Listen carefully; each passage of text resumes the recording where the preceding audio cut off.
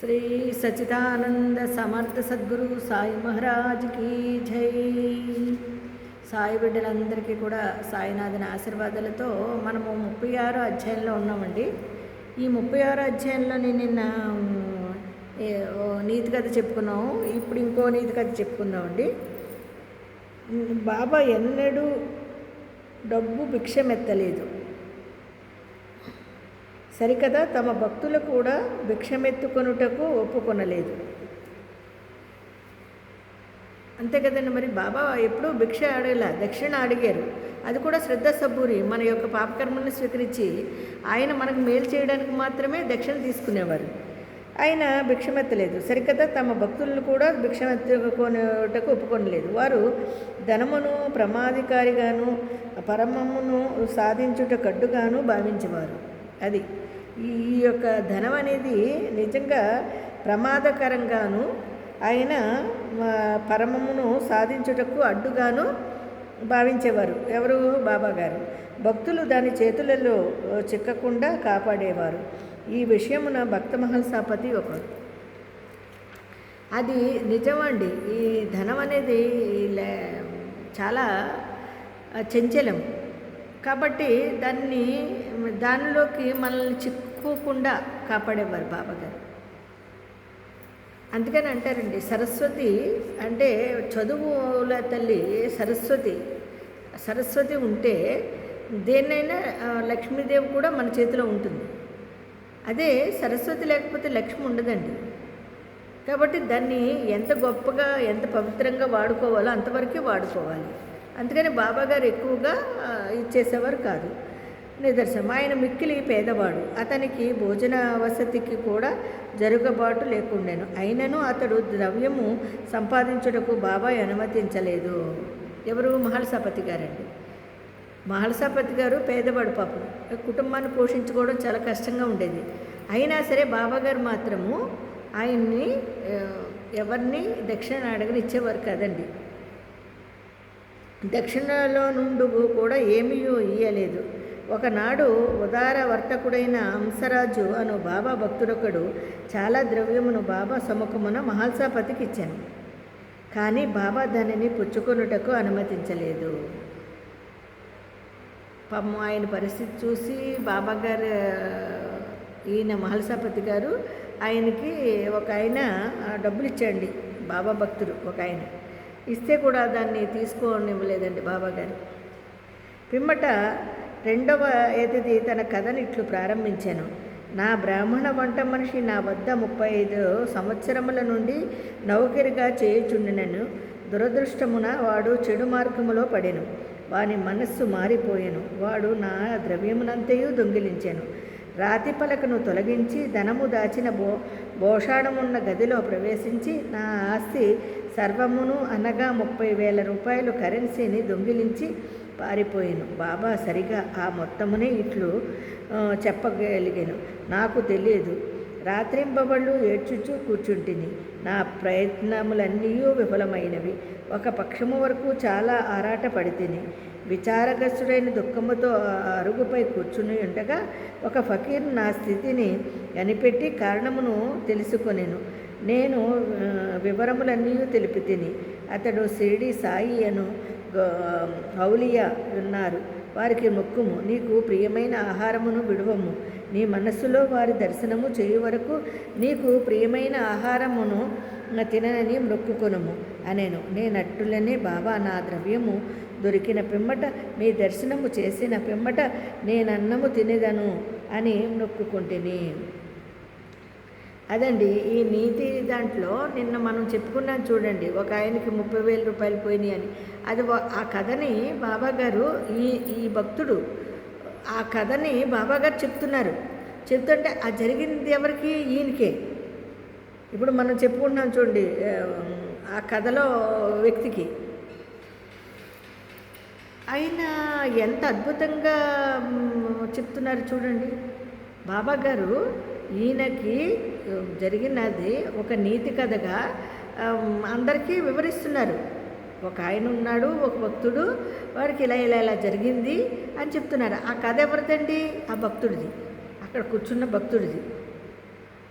చూసారా, ఆ కథ అంతా ఆయన అన్నాడు. అలాగే బాబాగారు మనకి కథ రూపంలో చెబుతున్నా ఆయనకి ఇలా జరిగింది.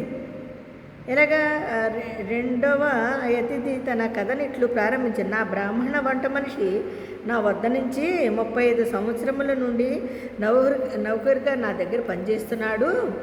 అయితే నా దురదృష్టం కొద్దీ వాడు చెడు మార్గం పడెను, కానీ వాని మనసు మారిపోయాను. వాడు నా ద్రవ్యనమంతా దొంగిలించాను. రాతి పలకను తొలగించి ధనమును దాచి భోషాణమున్న గదిలోకి ప్రవేశించి నాకు 30,000 రూపాయలని దోచుకుని పోయాడు అని చెప్తున్నాడండి. ఆడింట్లో ఉండే వంట బ్రాహ్మణుడు ఈ కథలో ఆయన ఇది జరిగింది. దాన్ని బాబాగారు ఎంత వర్ణన ఇచ్చారో చూడండి, ఎంత వర్ణనగా చెప్పడం జరిగింది.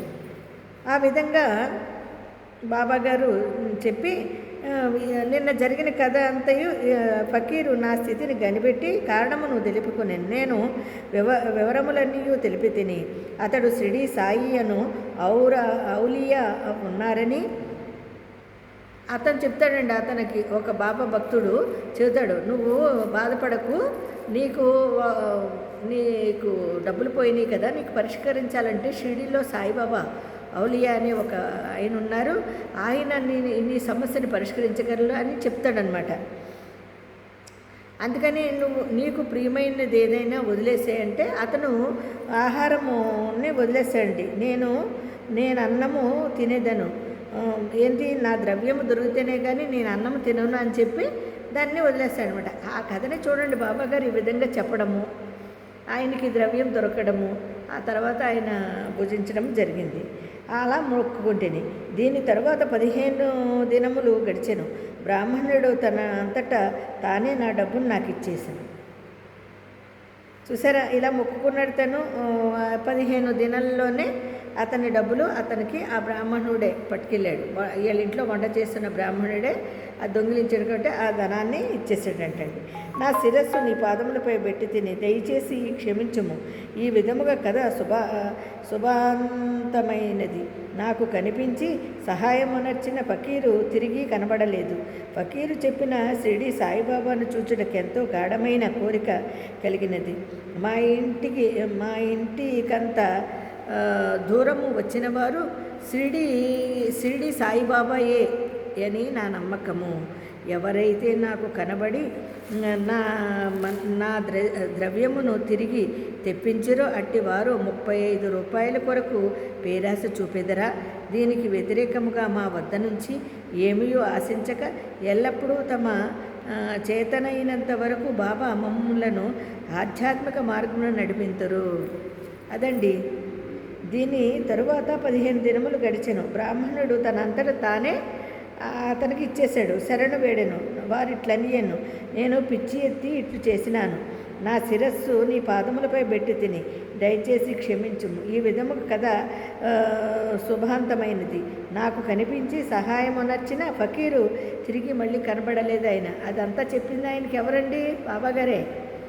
ఆయన ఎలా కనిపిస్తారు? ఇంకా షిరిడీలో ఉంటారు.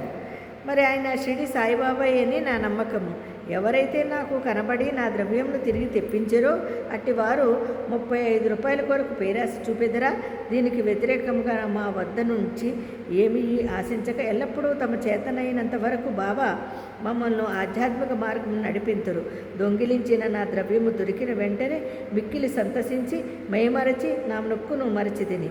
ఒకనాటి రాత్రి నేను కొలబాలోనున్నప్పుడు బాబాను స్వప్నంలో చూచి తిని షిరిడీకి పోవాలన్న సంగతి అప్పుడు జ్ఞప్తికి వచ్చాను. నేను గోవా వెళ్ళి తిని అక్కడ నుండి స్టీమర్ మీద బొంబాయి వెళ్ళి అటు నుండి షిరిడీకి పోవ నిశ్చయించి తిని. నేను హార్బర్ వద్దకు పోగా స్టీమర్లో జాగా లేకుండాను. కెప్టెన్ ఒప్పుకొనలేదు. కానీ నాకు పరిచయం లేని నౌకరొక్కడు చెప్పగా ఒప్పుకొని నన్ను స్టీమర్లో బొంబాయికి తీసుకుని వచ్చాను. అక్కడ నుండి ఇక్కడకు రైలులో వచ్చి తిని. కాబట్టి బాబా సర్వజ్ఞత్వం ఎక్కడ, మా ఇల్లెక్కడ, మా అదృష్టమేమని చెప్పగవలెను. బాబా మా ద్రవ్యమును తిరిగి రాబట్టెను, ఎక్కడకు లాగుకొని వచ్చాను. షిరిడి జనులారా, మీరు మాకంటే పుణ్యాత్ములు. మాకంటే అదృష్టవంతులు. ఏలన బాబా మీతో ఆడి నవ్వి మాట్లాడి ఎన్నో సంవత్సరములు మీతో నివసించాను. మీ పుణ్యమన్నంతయు ఎందుకనగా అది బాబాను షిరిడీకి లాగాను.